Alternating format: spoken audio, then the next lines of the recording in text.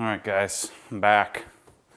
Sorry to be on hiatus for so long, but I'm putting in a quick little modification as a clutch stop. So I'm taking this tiny little piece, which is where the clutch arm hits the. I cut myself, I'm bleeding everywhere. But this is the factory clutch stop, and then this is the BMS. Burger Motorsports adjustable clutch stop. I'm going to stick it in there and see how it works. I probably should read the directions because I ripped the dead pedal out and broke that thing off when you didn't even need to because the clutch stop is actually up higher. But basically what this will do is, if you don't know what a clutch stop is to stop the clutch pedal sooner rather than later. If that makes sense. So I tore apart this whole area here when I could have just taken the top cover off and been done in 2 minutes. I probably should read the directions. All right, that's it. So there's just a little hole, and just push it in the hole, and you're done. I'm also gonna adjust this here.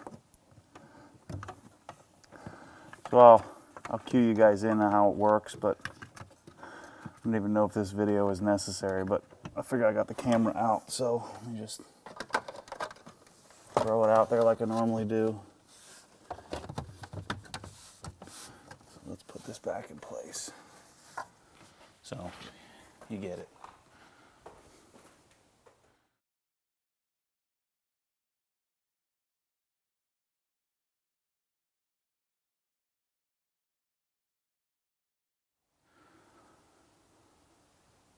Now that I'm done with this, if you guys do this modification, if you have a manual M3, I'll save you some trouble.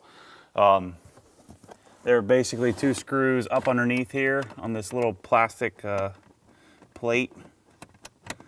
All you need to do is loosen those 2 screws up, or take them off, or I guess nuts, take the 2 nuts off.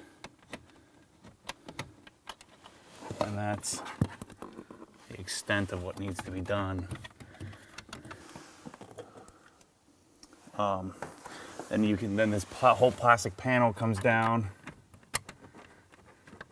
and you can very easily reach you'll see there's a little rubber grommet right at the sort of the base of where the clutch pedal comes down. So it's a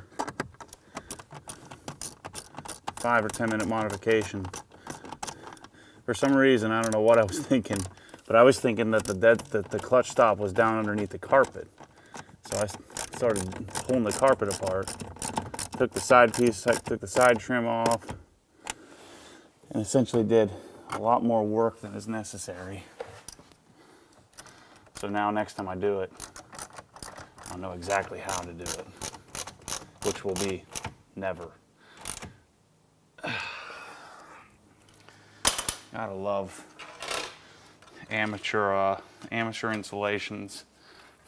Usually leads to bloody fingers and headaches from hanging upside down a lot longer than is necessary, and pulling off 25 extra panels you don't need to pull off,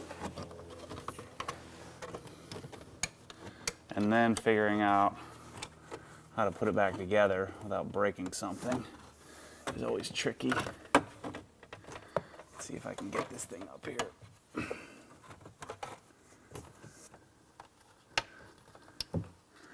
Oh yeah, I broke that panel up, snapped it up pretty good. Let's see if I can do it without breaking it completely. So, some of you real men are laughing because this kind of stuff takes you seconds without even thinking about it. But goofs like me always end up breaking stuff. But what's the fun unless you're gonna try it yourself, right?